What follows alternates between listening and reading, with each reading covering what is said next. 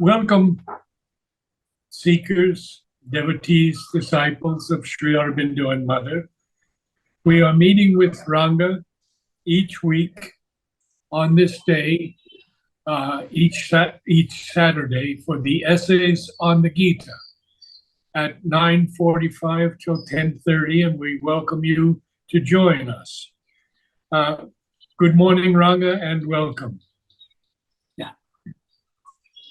So we are on I have page 116 in the essays on the Gita, and it's the chapter, The Significance of Sacrifice, beginning with the line, obviously, this cannot be the meaning of the Gita. Can you give us a little background on what we previously went through? That's right. Thank you.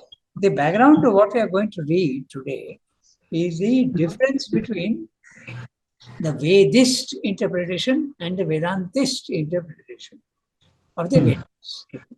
Because at one point, the Gita criticizes the Vedas, or the Veda fathers, the ones who interpret the Gita as just a set of mantras to be repeated, and so that you get your worldly desires fulfilled.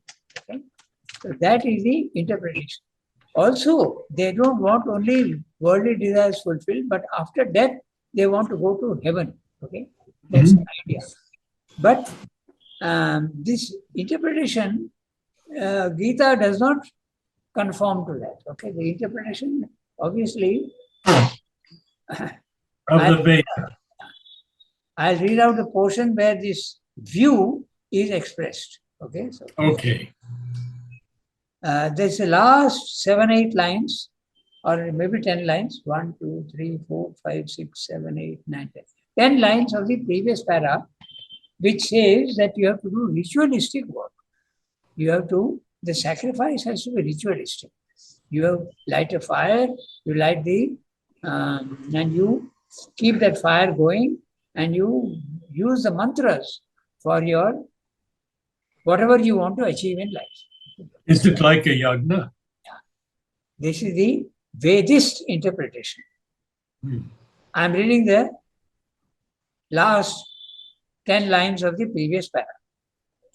Therefore, all human works have to be accompanied and turned into a sacrament by ceremonial sacrifice and ritualistic worship.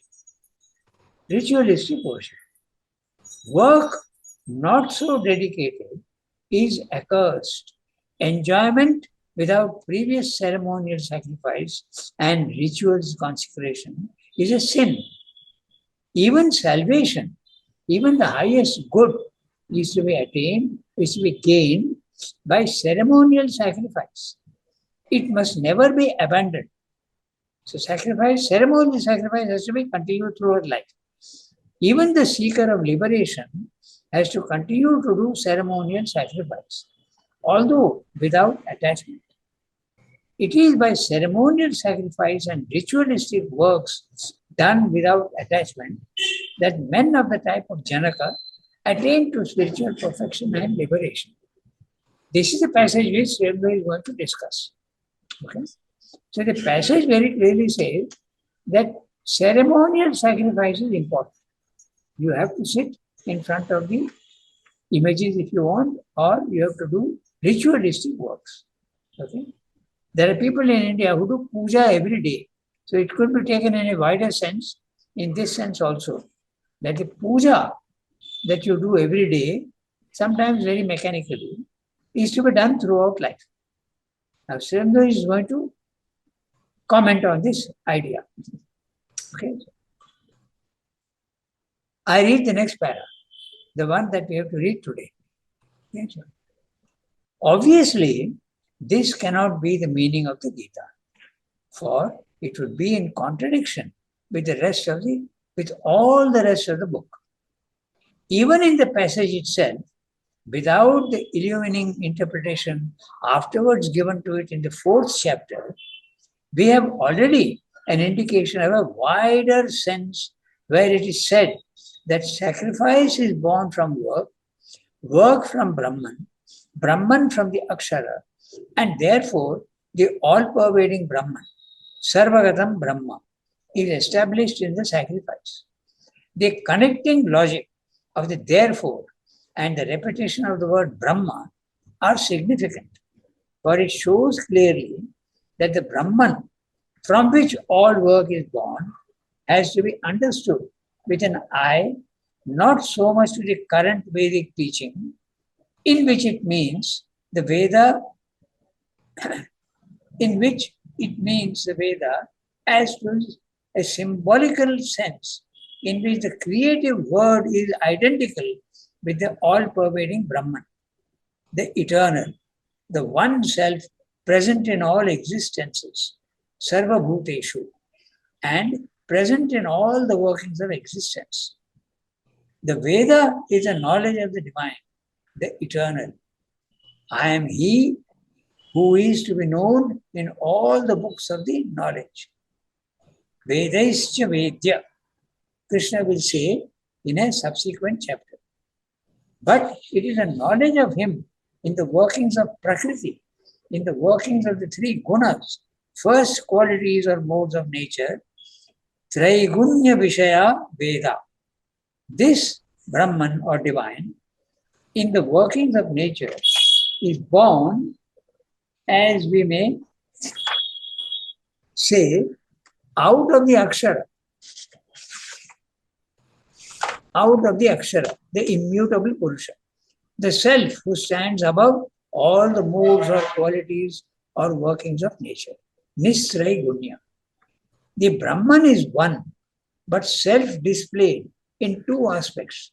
The immutable being and the creator and originator of works in the mutable becoming. Atman Sarva Bhutani. It is the immobile, omnipresent soul of things, and it is the spiritual principle of the mobile working of things. Purusha, poised in himself, and Purusha, active in Prakriti. It is the Akshara and the Kshara. In both of these aspects, the divine being, Purushottama, manifests himself in the universe. The immutable, above all qualities, is his poise of peace, self-possession, equality, Samam Brahma. From that proceeds his manifestation in the qualities of Prakriti and in their universal workings. From the Purusha in Prakriti, from this Brahman with qualities, proceed all the works of the universal energy, karma, in man and in all existences. From that work proceeds the principle of sacrifice. Even the material interchange between gods and men proceeds upon this principle, as typified in the dependence of rain and its product food on this working, and on them the physical birth of creatures. For all the working of Prakriti is in its true nature a sacrifice, yajna, with the divine being as an enjoyer of all energisms and works and sacrifice, as the great Lord of all existences, Bhoktaram Yajja Tapasam Sarva Bhuta Maheshwaram. And to know that this divine, all-pervading and establishing sacrifice, Sarvagatam Yajje Pratishthitam. This is the paragraph. So what he is saying, Srila is interpreting that phrase which says that everything has to be the ceremonial ritual has to be continued throughout. So what Srila is now enlarging that concept to a very, very large extent. Okay, so he is explaining. So before we do this para, we must have some basic ideas so that we understand what he's saying. Okay? The divine, this is my comment. I'll go back to what Srila is saying afterwards. I'm just trying to give you the background to. Good, very good. We also have a very long footnote that we should read. That footnote also we will read, okay? Because That will be part of the explanation that he is going to give us. So first, your comments. Okay. The divine takes basically 3 stages of his manifestation. There are 3 stages. The first is the divine without the creation. Okay? This is before creation, only he exists. And that's a Brahman if you want, or you can call him the Purushottamam. These words are used interchangeably sometimes depending on the context. So the highest is the Lord, transcendent. There he stands above the universe. Okay? At that time, the universe is not yet created. Then you can call him the Purushottam. Okay? Then the next is the spiritual planes of consciousness, which is at level 2. The first one is the highest, is level 3. Okay? Then the level 2 is the spiritual planes of consciousness, in which the Brahman is experienced, the static aspect of the divine. But it's in the cosmos. It's a cosmos. The first is beyond the cosmos. The second is in the cosmos. And the divine is there also, but he is in a cosmic form.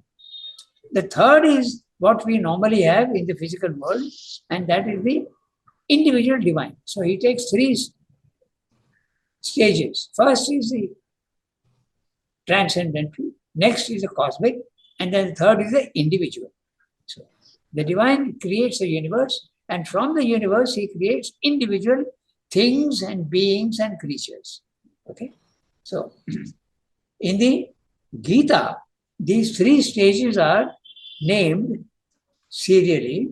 The lowest is the Kshara Purusha. Kshara means immutable. In the physical world, everything is mutable. Everything is mutable, changing all the time. There is nothing which is static in the physical world. That's the lowest level in the cosmos. Then when you go to the cosmic consciousness, your consciousness becomes absolutely static. That's normally referred to as the Brahman. Okay? Now the static condition allows the movement to take place. It is static. Because it is static, it allows the movement to take place. So you can also think of it in this way, that if you have a water tank ahead, okay, the water there is stable, it's not moving. But the moment you put a pipe and use it for down, to bring it down, it becomes motion. Okay. This is one way of explaining the static, the Akshara and the Kshara. Kshara is immutable. The second level in the cosmic consciousness is the Akshara, immutable. And the third level, the highest level, is the beyond. It goes beyond mutability and immutability. It contains both in itself. That's a transcendent. And that the Gita calls Purushottam. Now, does the transcendent then create through the supermind? Yeah, Does, the third one, does, the supermind. Yeah. But does all the creation from the transcendent through the supermind? The supermind is the one that creates, yes. Okay. Yeah, it's the supermind that creates. But the transcendental, these terms have to be understood in the context, in the proper context. Sometimes there is a little bit of a confusion, but you have to see what the context is. The supermind is the one that mediates between the highest and the lowest. It has access to the highest, and it takes the highest and turns it into a manifestation. Without the supermind, there can be no cosmos. Okay, so this is what he is to explain. Now, all the action that takes place comes from the Brahman consciousness, which is immutable. Okay? So keep this in mind, and then we can read now what he is saying. Because there is a whole series of what the Gita says. Just one second. Now, this series that the Gita mentions, I'll just tell you, and I'm straightly explaining this. Okay? First of all, there is the Akshara. The Akshara is the Brahman. Okay? Then that is the static. The static allows the physical world in movement.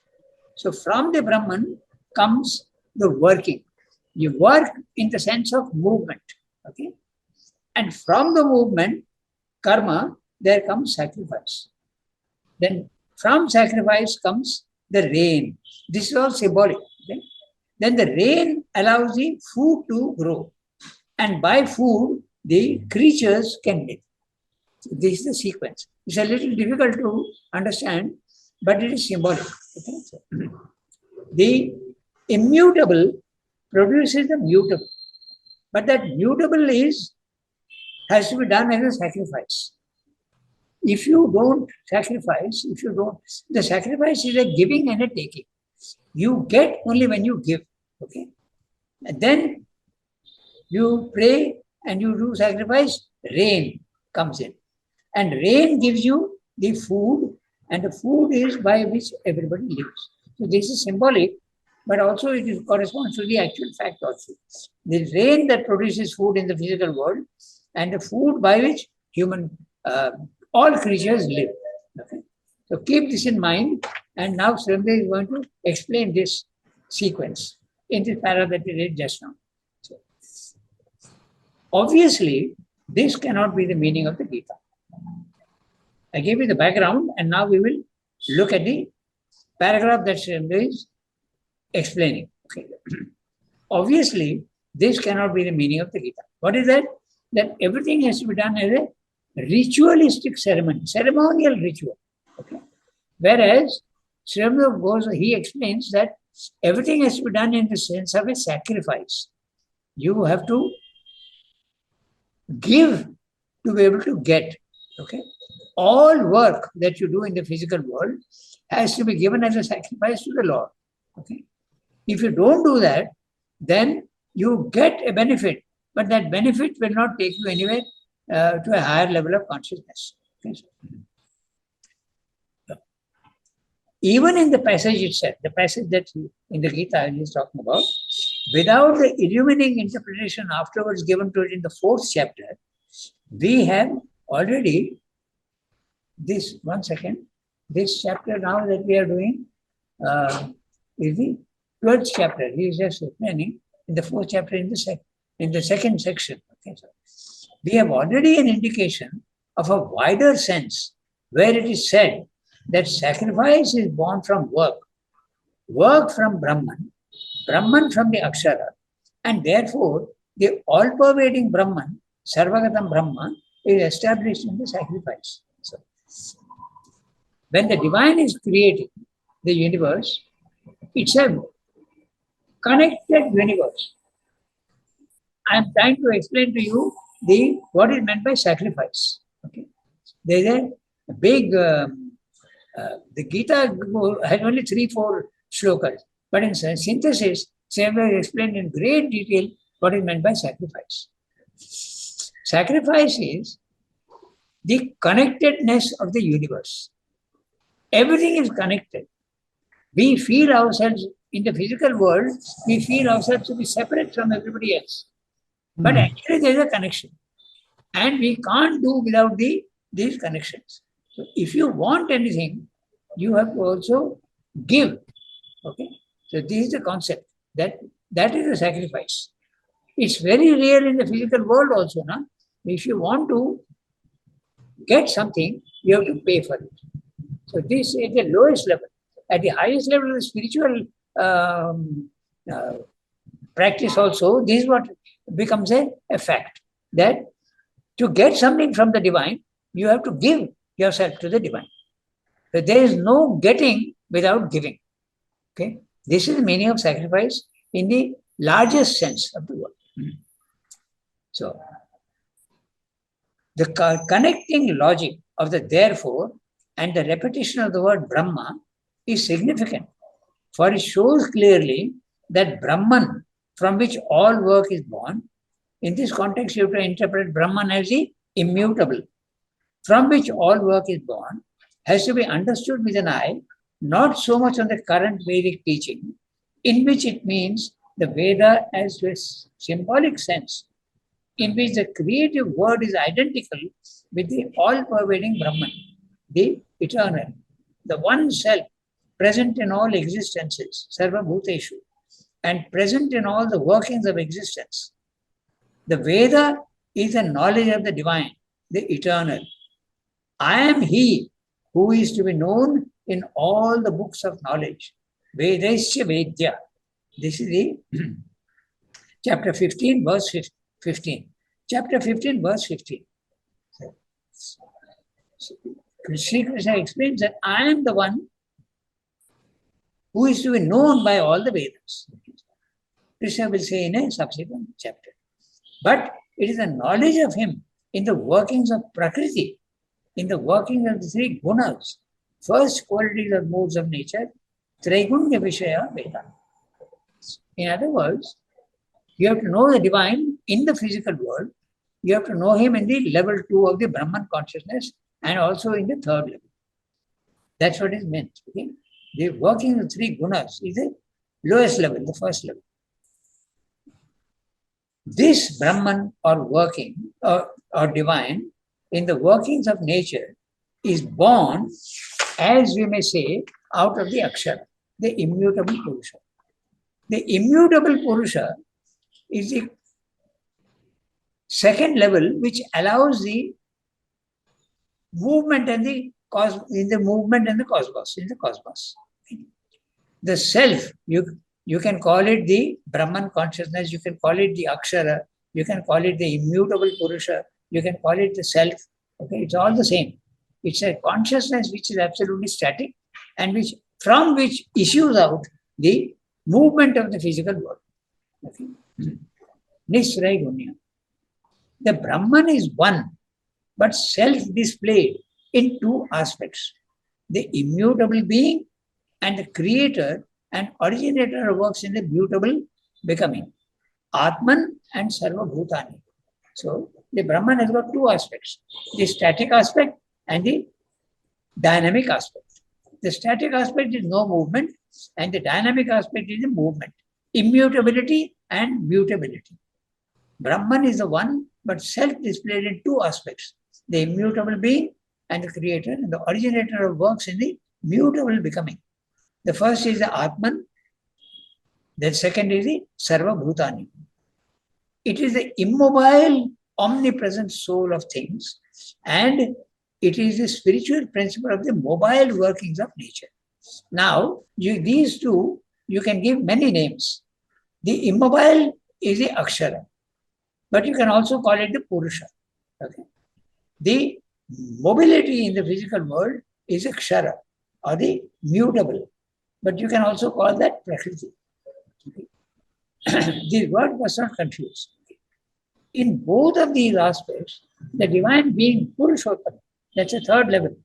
He includes both. He includes the third level, the Purushottama, includes the mobility as well as the immobility. Okay? That's why it's called the Uttama Purusha. The lowest level in the Gita is Kshara Purusha, the consciousness which is in motion. The second level which is higher is Akshara Purusha. Akshara Purusha, the consciousness which is static. And the third one is the Uttama Purusha. But you revert it. Change that to Purushottama. The Purushottama becomes the Lord who includes in himself mutability as well as immutability. He is the highest third level. But he is the one who manifests himself in the universe. The immutable, above all qualities, is his poise of peace, self-possession, equality, samam brahma. When a human being takes his consciousness to the second level of the Akshara, this is what happens to him. He is in peace. He is unconnected with the universe. Nothing affects him. He is completely self-possessed, completely in control of himself. He is equal to everything. Nothing bothers him. Okay? Samam Brahma. From that proceeds his manifestation in the qualities of Prakriti. The qualities of Prakriti are three. Sattva, Rajas, Tamas. Okay? So that allows the movement to take place. His manifestation in the qualities of Prakriti and the universal workings. From the Purusha in Prakriti, from this Brahman with qualities, proceed all the works of the universal energy. Karma. In man and in all existences, From that work proceeds the principle of sacrifice. Now we can read the Footnote? the footnote. Yes, good.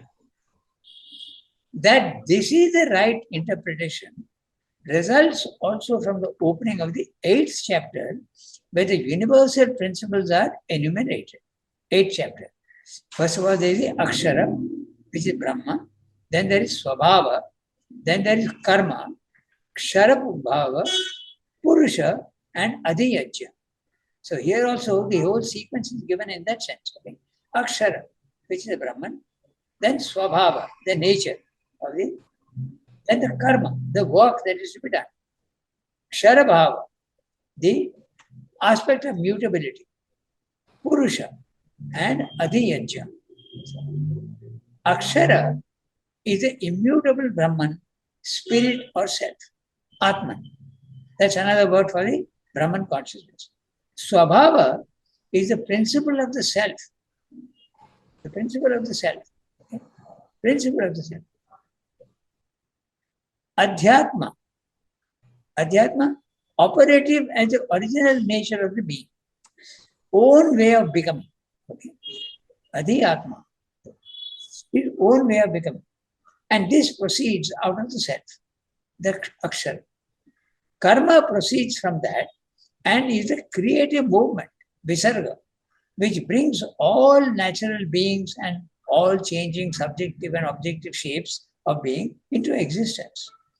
The result of karma, therefore, is all this mutable becoming. The changes of nature developed out of the original self-nature, Ksharabhava, out of the Swabhava. The Purusha is the soul, the divine element in the becoming.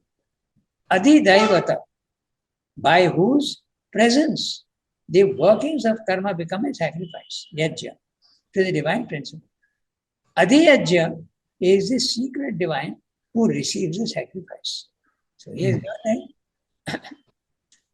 It's quite complicated if you want to go into detail, but basically you must just keep in one thing, the 3 levels. Level 1 is the highest Purushottama, who includes both the cosmos as well as the individuals.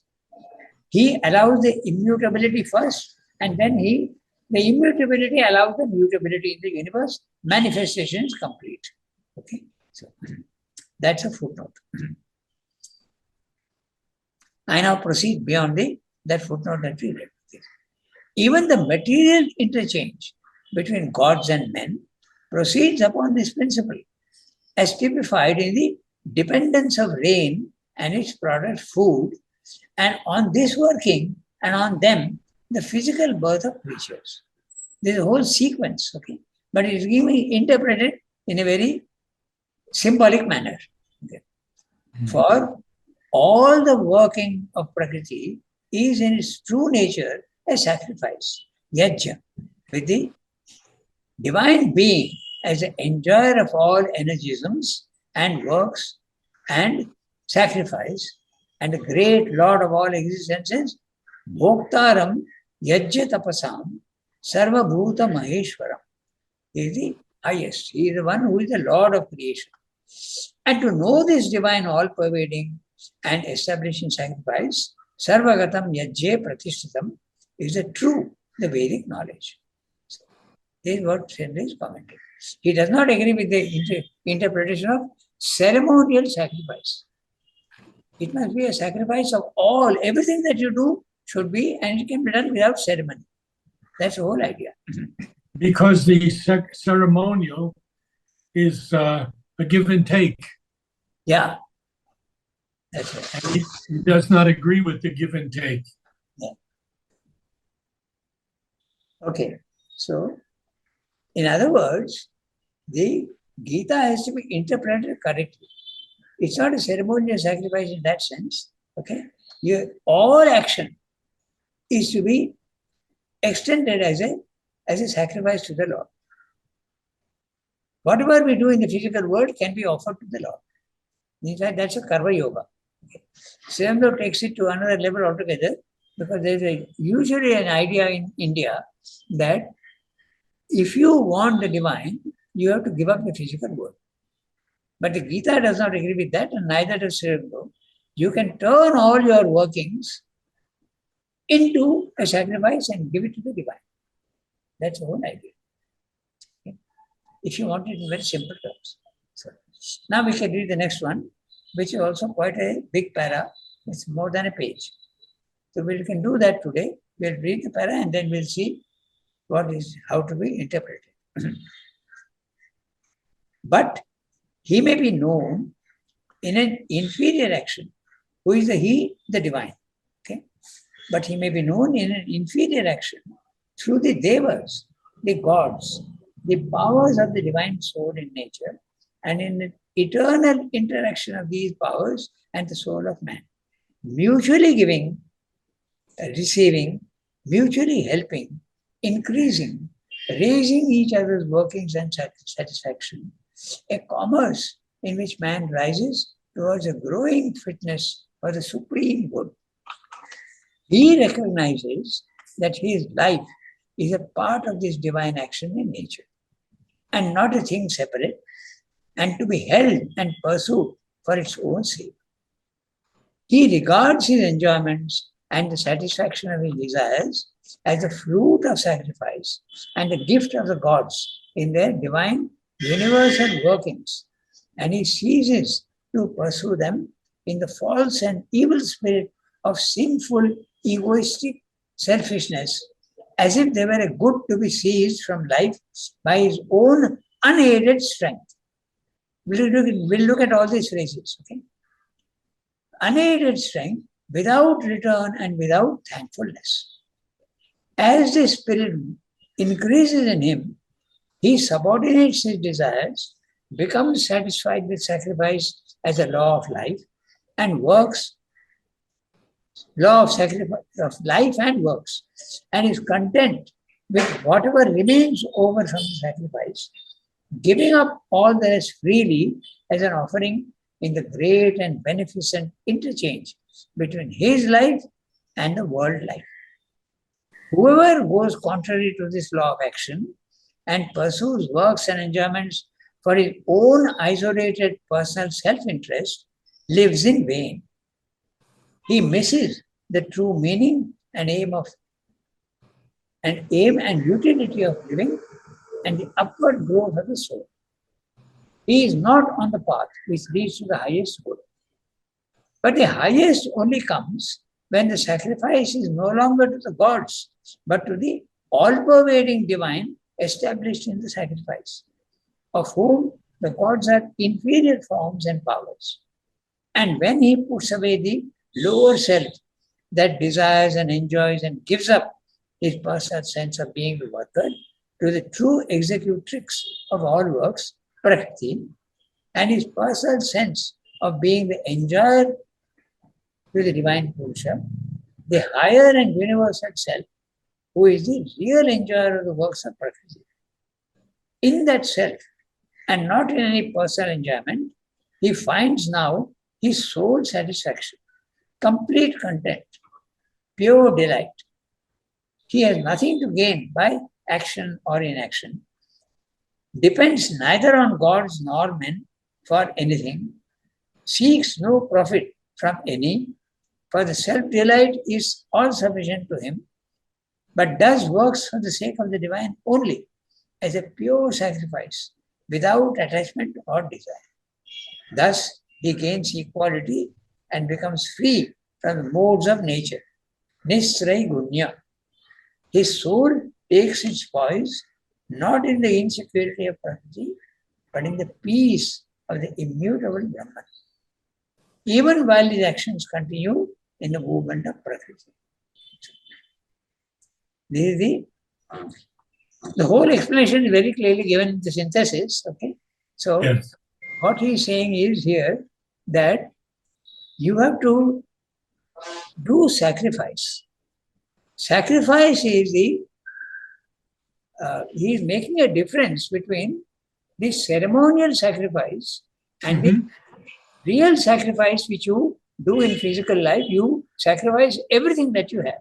That's a basic difference. Okay, so those who are doing sacrifice with an intention Okay? He explains in other places. There is the gist of the whole thing. Those who are doing sacrificial, you go to a temple, okay, and you make an offering and you do some sacrifice, you do puja. These things can get you what you want, but it is with an intention. But the real sacrifice is without intention. You give whatever you are, whatever you have, and whatever you do to the divine. That is the real sacrifice. So, the significance of sacrifice is this, that without giving, you cannot receive. And if you try to do that, the Gita says that you are a thief and your life is in vain. That's basically what is being said. And then what about the fruits of the action? The fruits of action you are doing without intention, without any motive. So normally we act with motive. No? We want something and we act egoistically with a motive. And that is very necessary at the level one. When you are in ignorance, it's essential. Because if you don't have a motive, then life becomes like you are like a leaf in the wind. There's no motive and there's no aim in life.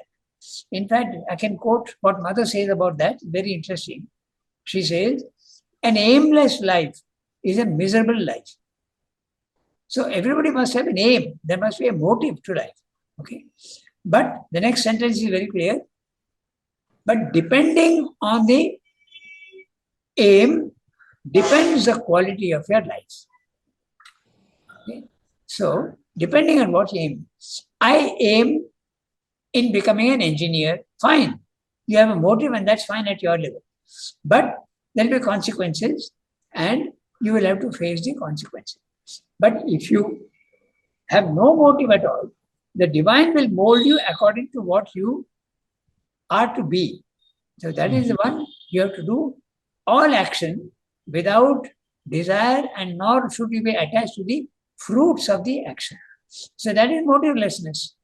So you do it without any motive and without any disinterested work.